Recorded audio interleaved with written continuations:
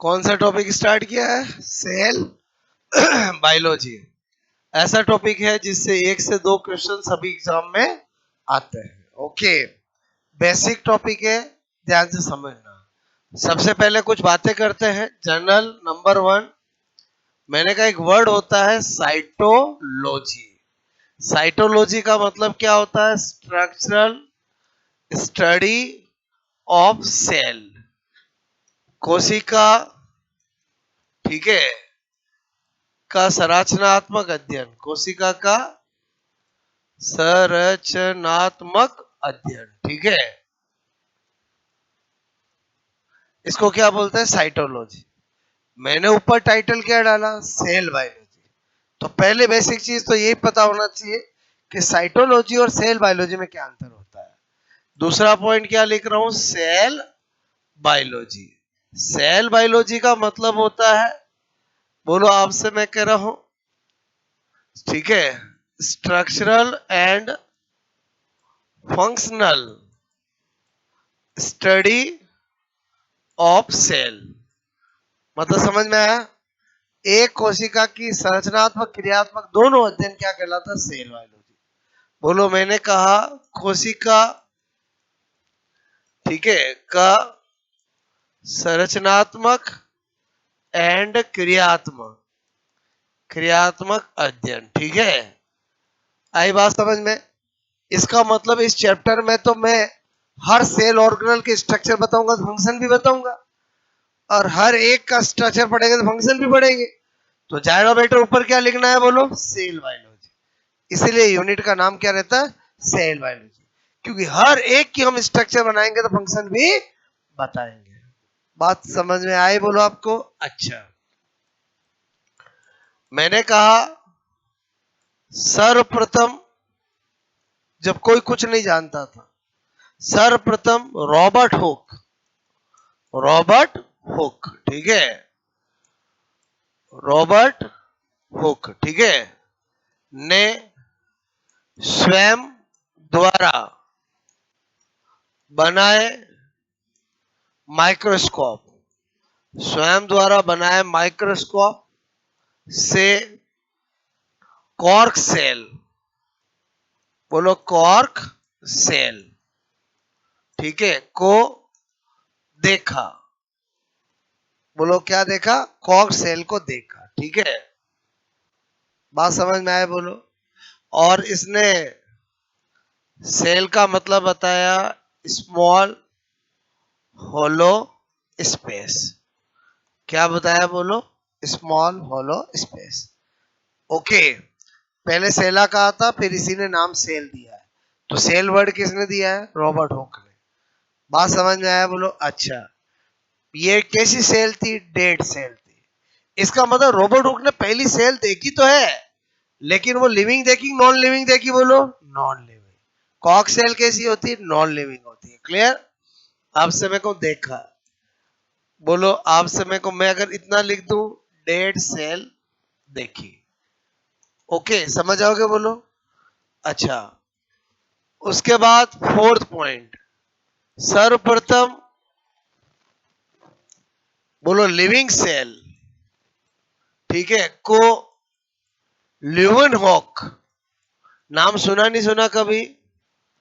और ल्यूवेनहॉक का नाम सुना नहीं सुना? बोलो। हाँ, एंटनी वॉन ल्यूवेनहॉक, पूरा सम्मान के साथ नाम, प्यार से क्या बोलते हैं? ल्यूवेनहॉक, ठीक है।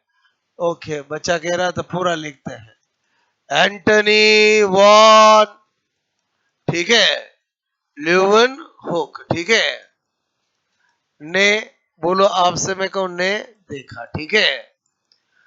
ओके, फिर मैं आपसे कहूं फादर ऑफ साइटोलॉजी, बोलो कौन होगा? रॉबर्ट हुक ही होगा। और सबसे पहले तो उसी ने, बोलो, इंट्रोड्यूस किया, सेल नाम भी उसी ने दिया, ठीक है। तो कौन होगा? बोलो, रॉबर्ट हुक, ठीक है, रॉबर्ट हुक, ठीक है। अच्छा, फादर ऑफ इंडियन साइटोलॉजी, ठीक है। हम जब भी कोई चीज पढ़ते हैं, तो हमें ये भी पता होना चाहिए। बात समझ ना, जैसे हम फादर ऑफ फिजियोलॉजी करते हैं, प्लांट फिजियोलॉजी ऐसे टॉपिक पढ़ेंगे, तो उसका फादर कौन है सर? बोलो, स्टीफन हेल्स, नाम सुना होगा। But father of Indian plant physiology कौन है सर? जेसी बॉस। ऐसे इकोलॉजी पढ़ते हैं। और समझे समझे। और ये वाले ज्यादा पूछे जाते हैं आपको। कौन से वाले बोलो? इंडियन। ठीक है, ए के शर्मा। बोलो क्या है? ए के शर्मा। नाम से फीलिंग्स आती है, और आती कि नहीं आती बोलो? सीधी सी बात है। अच्छा, ये इसकी फीलिंग्स इंडिया की नहीं आती है। ओके, या क्या बता रहा हूँ समझ में आ रहा है बोलो आपको? अच्छा, उसके बाद मैं क्या बता रहा हूं? नंबर 7, स्लाइडन एंड स्वान। नाम सुने बोलो? ने सेल थ्योरी, बोलो कोशिका सिद्धांत दिया। बहुत सी बार एग्जाम में पूछा गया है कि कोशिका सिद्धांत किसने दिया है बोलो? किसने दिया बोलो? इसमें एक जूलॉजिस्ट है, एक बॉटनिस्ट है। एक कौन है? एक कौन है?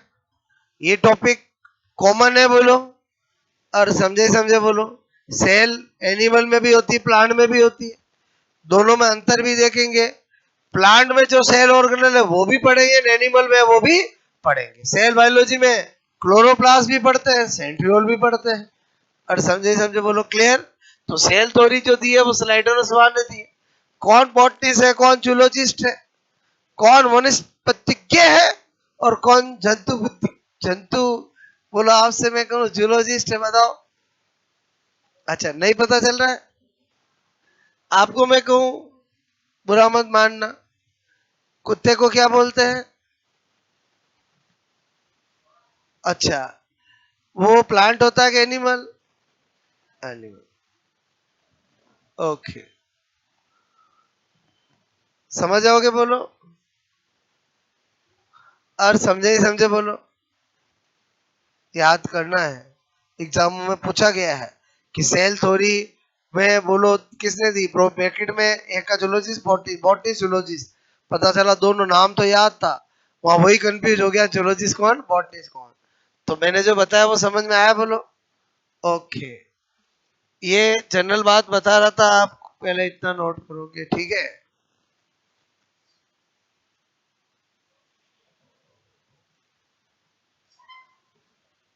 एक बार साइंटिस्ट नाराज हो जाए चलेगा, आपने याद होना जरूरी है। और समझे समझे बोलो, क्लियर?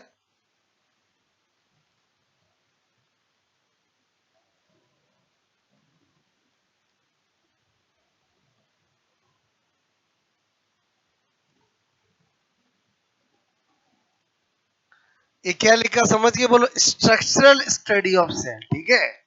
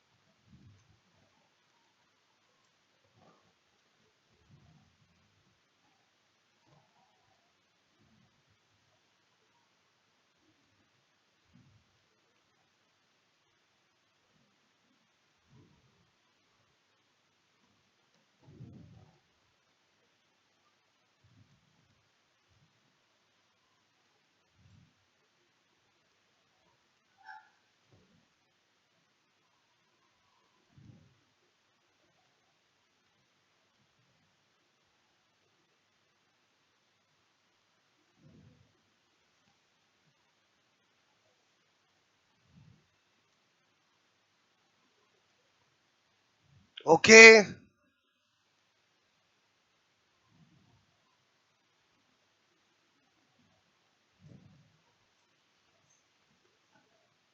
स्मॉल होलो स्पेस, समझ के बोलो।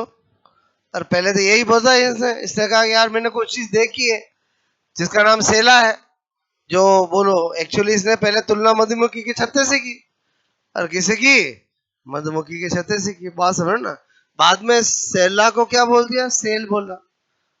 अरे समझे समझे, पहली पहली बार देखा ना, कोई कुछ नहीं जानता था, जो इसने देखा वो इसके मन में आया वो बता दिया। किससे तुलना की थी बोलो? मधुमक्खी के छत्ते से की। क्लियर? तो अब आई थिंक इतनी बात समझ में आई बोलो। अच्छा, चाहे कुछ भी हो, फादर ऑफ सेल बायोलॉजी कौन होगा बोलो? साइटर रॉबर्ट हुक ही होगा ना। जो पहली पहली बार किसी चीज को देखता है, बताता है, उसी का नाम होता है। बाद में उस दूसरे उसको देखकर और करे तो उसका इतना नहीं होता है। क्लियर? मैं क्या बता रहा हूँ समझ में आया बोलो? अच्छा, नोट करोगे?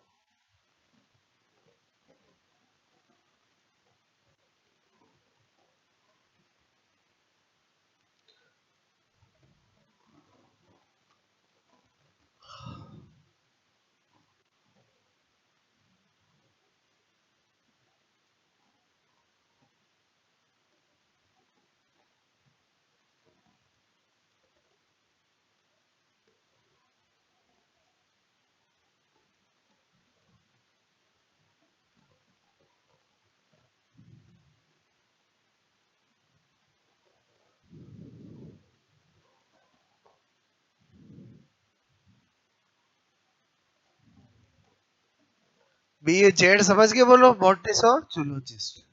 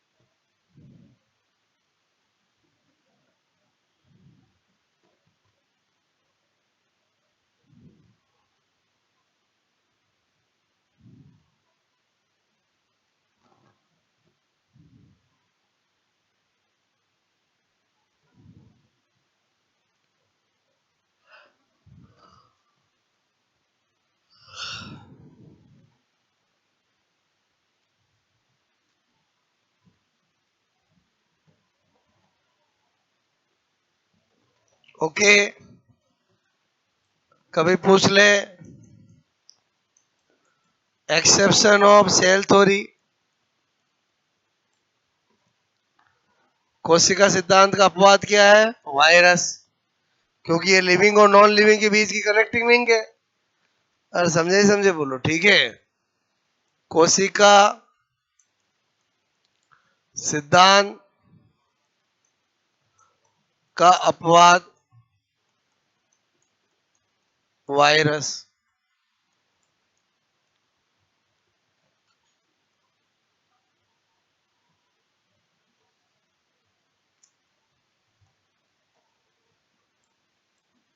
Virus,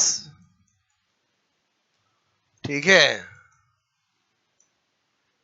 animal, sorry, living and non living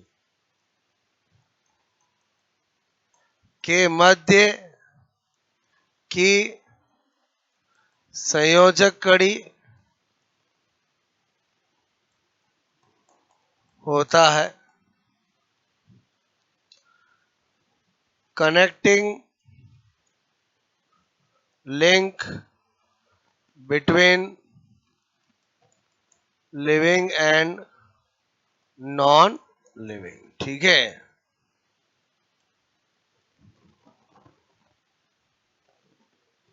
जीवित और निर्जीव के बच्चे की क्या होती है? योजक कड़ी।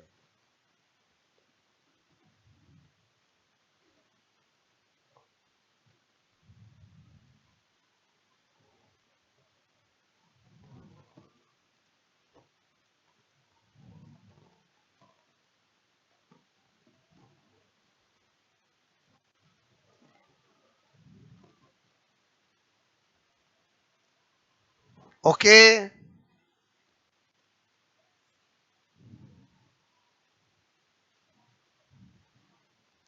नंबर 10, ये एक बार जनरल बातें बता रहा हूं, ठीक है?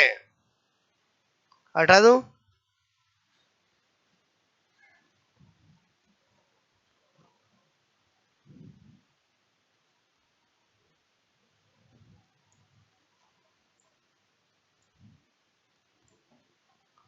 ठीक है।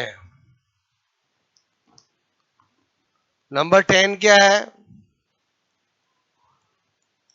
रोडोल्फ विर्चो। जब भी सेल बायोलॉजी पढ़ते हैं इसको याद करना ही पड़ेगा। क्यों याद करना पड़ेगा? स्टेटमेंट दिया, सेलुलाई सेलुला। क्लियर?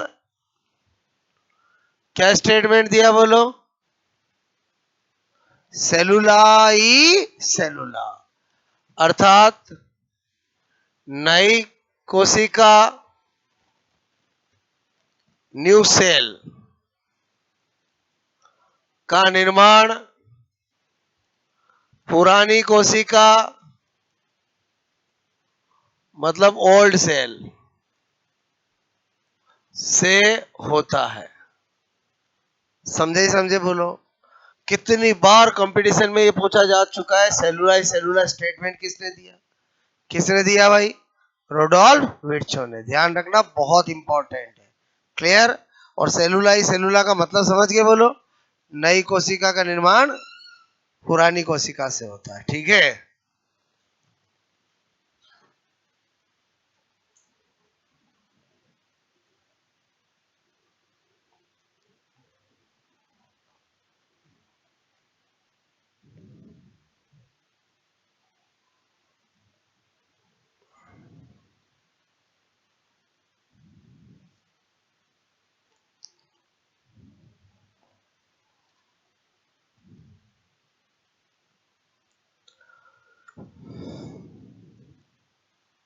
आया समझ बोलो?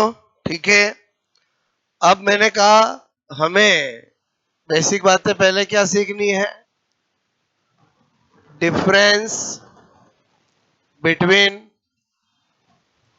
Pro karyotic and eukaryotic cell. ठीक है? बोलो किसमें? प्रोकैरियोटिक और यूकैरियोटिक सेल। ठीक है? ये प्रो कैरियोट, ठीक है, ये यू कैरियोट। ठीक है? Prokaryotic cell, eukaryotic cell. ठीक है? इधर देखो, प्रो का मतलब क्या होता है? प्रिमिटिव। कैरियोट का मतलब क्या होता है? न्यूक्लियस। ठीक है? यू का मतलब क्या होता है? एडवांस। और कैरियोट का मतलब क्या होता है? न्यूक्लियस। इसका मतलब पहला पॉइंट ही क्या होगा कि इनमें, मैंने कहा इनमें प्रीमिटिव न्यूक्लियस, प्रीमिटिव न्यूक्लियस मतलब आदिम केंद्रक उपस्थित। प्रोकैरियोटिक सेल में न्यूक्लियस कैसा होता है? प्रिमिटिव। ठीक है? इसमें, इनमें एडवांस न्यूक्लियस उपस्थित। दूसरा पॉइंट क्या? मैंने अगर प्रिमिटिव न्यूक्लियस बोला इसका मतलब क्या है? मैंने कहा इनके न्यूक्लियस में, न्यूक्लियस में न्यूक्लियर मेम्ब्रेन, न्यूक्लियर मेम्ब्रेन का मतलब हिंदी में क्या? केंद्रक झिल्ली, केंद्रक झिल्ली कोमा न्यूक्लियोलस। न्यूक्लियोलस का मतलब क्या होता है? केंद्रिका। हिस्टोन, प्रोटीन, ठीक है, सब क्या होते हैं बोलो, एब्सेंट। ठीक है, इसलिए न्यूक्लियस को क्या बोलते हैं, प्रिमिटिव। और अगर मैंने इधर एडवांस बोला है, इसका मतलब क्या होगा बोलो, मैंने कहा nuclear membrane, nucleolus, histone, protein, बोलो उपस्थित होता है। पहले बताओ, दूसरा पॉइंट भी समझ में आया बोलो। अच्छा, दो बातें तो इनके मीनिंग से ही निकाला बोलो। तीसरी बात, प्रोकैरियोटिक सेल के अंदर cell membrane bounded cell organelle क्या होता है, एब्सेंट। मैंने कहा कोशिका, झिल्ली, बद, कोशिकांग, अनुपस्थित, अनुपस्थित। ठीक है, क्या कह रहा हूं, सेल मेम्ब्रेन, बोलो membrane bounded cell organelle absent. ठीक है, और इधर इतना सा लिख दो बोलो, उपस्थित समझ जाओगे बोलो, प्रेजेंट। ठीक है, इसका मतलब अगर मुझे कोई पूछे माइटोकॉन्ड्रिया होगा क्या, नहीं। गोल्जी बॉडी होगा क्या, नहीं। हर वो सेल ऑर्गन जो मेम्ब्रेन बाउंडेड है वो इधर एब्सेंट होगा, इधर प्रेजेंट होगा। समझ गए बोलो, एक ही लाइन में आ गया है। फिर मैंने कहा यहां पर मीजोसोम, मीजोसोम, ठीक है, क्या होता है, उपस्थित। इधर क्या होता है बोलो, मीजोसोम, बोलो आपसे मैं कहूं एब्सेंट। एक्चुअली इनमें मीजोसोम क्या है, मैंने कहा एनालोगस ऑफ माइटोकॉन्ड्रिया। जो काम हमारे माइटोकॉन्ड्रिया करता है यूकेरियोटिक सेल में, वो काम इनमें कौन करता है, मीजोसोम करता है। वो काम, इसका मतलब एनालोगस के होमोलोगस, एनालोगस, एनालोगस होमोलोगस, समझते हो नहीं समझते बोलो। कोई कार्य में समान हो, एनालोगस, कोई संरचना में समान हो, होमोलोगस। क्लियर। तो मैंने कहा मीजोसोम, ठीक है, बोलो मैंने कहा ये इनमें क्या होता है, उपस्थित होता है। और एनालोगस टू माइटोकॉन्ड्रिया है, एनालोगस ऑफ माइटोकॉन्ड्रिया। अरे माइटोकॉन्ड्रिया के समवर्ती, समझे नहीं समझे बोलो, क्लियर। और इधर तो बोलो क्या होगा, एब्सेंट, क्योंकि इधर तो साक्षात माइटोकॉन्ड्रिया होता है। कहाँ जरूरत है मीजोसोम की, समझ में आया बोलो। अच्छा, नंबर 5, प्लाज्मिड, नाम सुना, प्लाज्मिड नाम सुना। इधर क्या होगा, उपस्थित, और इधर क्या होगा बोलो, प्लाज्मिड एब्सेंट। समझे नहीं समझे बोलो। प्लाज्मिड होता क्या है, एक्स्ट्रा क्रोमोसोमल पार्ट, उसको क्या बोलते हैं, प्लाज्मिड। ये कितनी बार एग्जाम में पूछ लिया है, प्लाज्मिड क्या होता है। आंसर क्या जाएगा, एक्स्ट्रा क्रोमोसोमल पार्ट। बायोटेक्नोलॉजी में तो पूरा प्लाज्मिड, उसकी सब स्ट्रक्चर सब कुछ पढ़ते हैं। और समझे समझे बोलो। मुझे एज ए कैरियर प्लाज्मिड चाहिए, बताओ मुझे किसके पास जाना पड़ेगा, बैक्टीरिया के पास, प्रोकैरियोट के पास, क्योंकि यूकैरियोट में तो होता ही नहीं है। और समझे समझे बोलो। अच्छा, नंबर 6, 70s राइबोसोम उपस्थित। इधर क्या लिखूं, क्या लिखूं, very good, 70s and 80s दोनों राइबोसोम उपस्थित। 70-80 दोनों होते हैं, उधर 70 होते हैं। आपको कि सर कैसे, जो यूकैरियोटिक सेल होगी उसमें क्लोरोप्लास्ट होगा, जो यूकैरियोटिक सेल होगी उसमें माइटोकॉन्ड्रिया होगा। माइटोकॉन्ड्रिया और क्लोरोप्लास्ट के अंदर क्या होता है, 70s, और बाकी साइटोप्लाज्म में क्या रहता है, 80s। तो दोनों ही हुए ना, फिर से बोलो।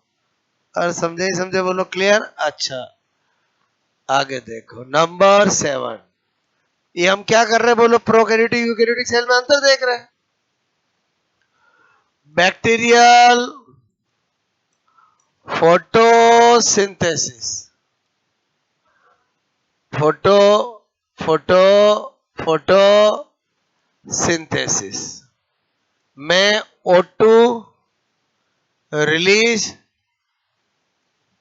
नहीं होती है क्योंकि इनमें H2 के स्थान पर H2S का यूज होता है।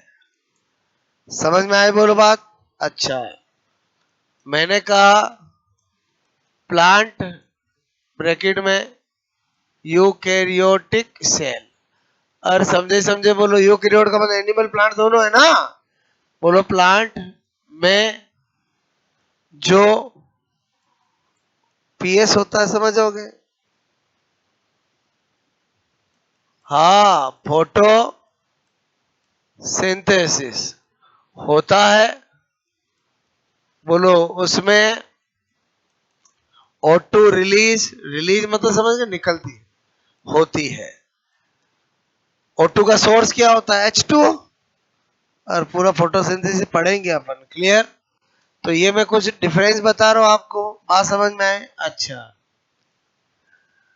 बोलो बैक्टीरियल सेल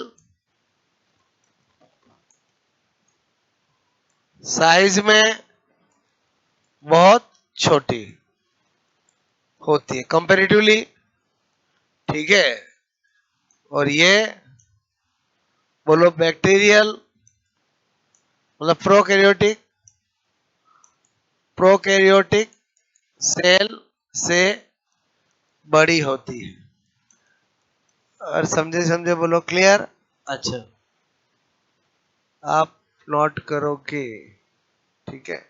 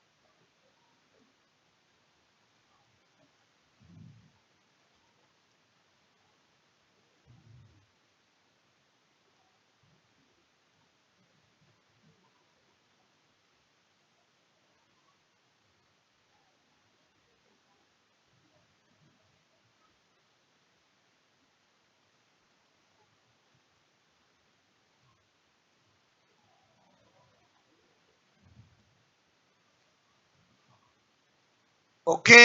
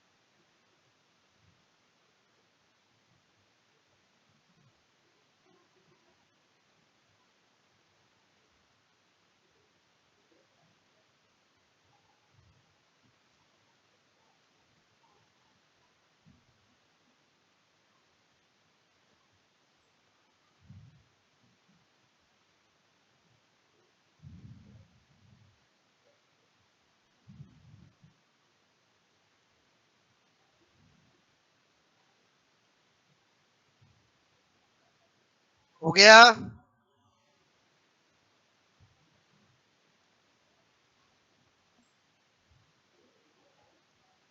ठीक है।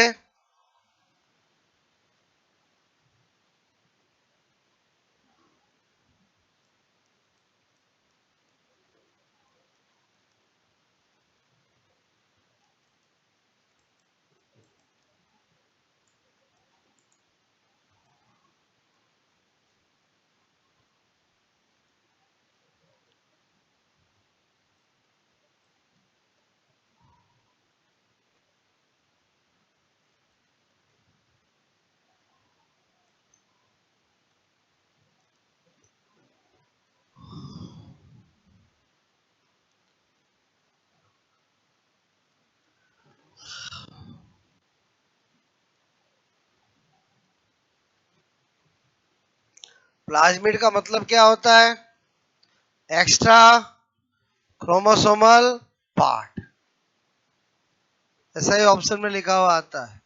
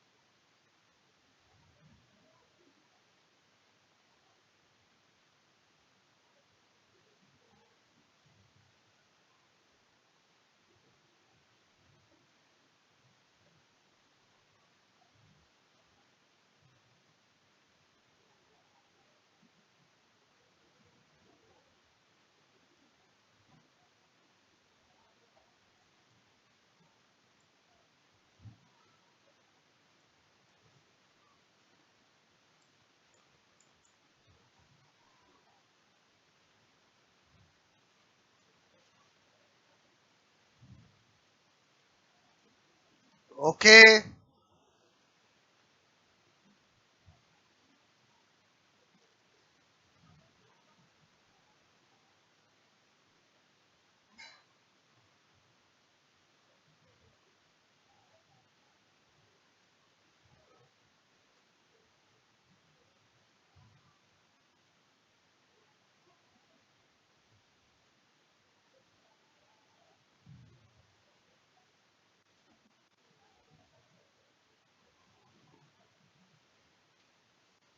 हो गया?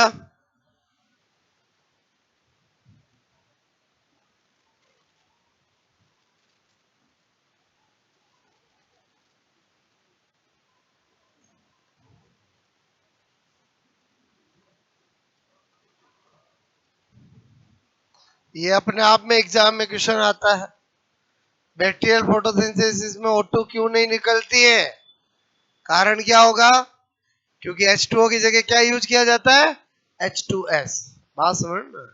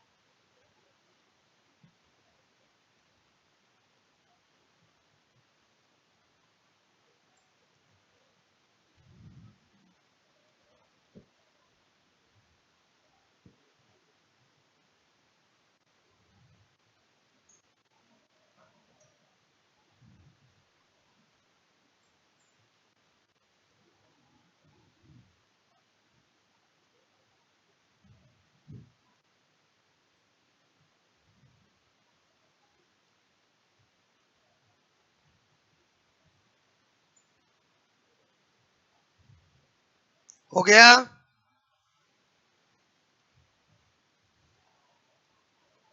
क्या है ये नोट बोलो?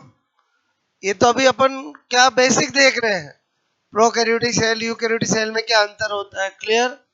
ओके। तो आपको यहाँ कहानी समझ में आई बोलो आपको? और यहाँ तक कहानी समझ में आई नहीं आई बोलो? क्लियर? और डिफरेंस देखना चाहते हो तो नंबर 9 लिख लो। बोलो प्रोकैरियोटिक की जो सेल वॉल होती है वो जटिल होती है, और प्रोकैरियोटिक की सेल वॉल क्या होती है? जटिल, पेप्टिडोग्लाइकान की बनी होती है।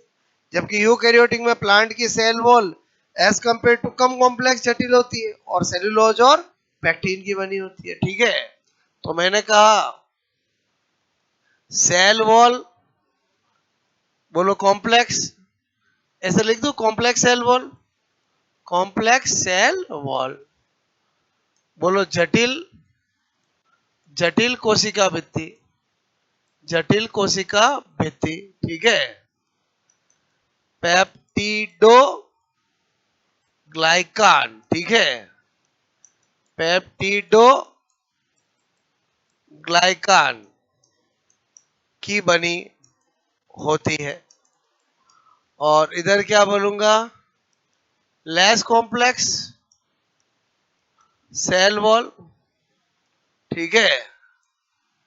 या ज्यादा बेटर वर्ड होगा सिंपल, और एक ही बात है ना, simple cell wall and cellulose, cellulose and pectin. ठीक है? सेलुलोज तथा पैक्टीन की बनी होती है।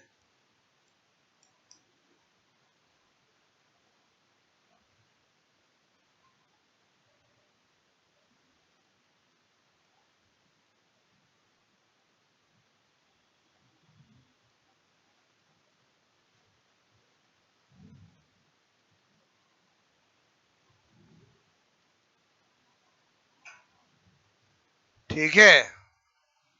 समझे कि नहीं समझे मेरी बात? पहले बताओ प्रोकैरियोटिक सेल यूकैरियोटिक में अंतर बताया। कल हम प्लांट सेल एनिमल सेल में अंतर देखेंगे, फिर एक सेल में क्या क्या होता है वो देखेंगे, और फिर कहानी चालू होगी सेल वॉल के स्ट्रक्चर फंक्शन, सेल मेम्ब्रेन की स्ट्रक्चर फंक्शन, साइटोप्लाज्म में सभी सेल ऑर्गेनल की स्ट्रक्चर फंक्शन, और न्यूक्लियस की स्ट्रक्चर फंक्शन। बोलो बात समझो ना? ठीक है? ओके, इतना नोट कर लिया बोलो? ठीक है, चलो।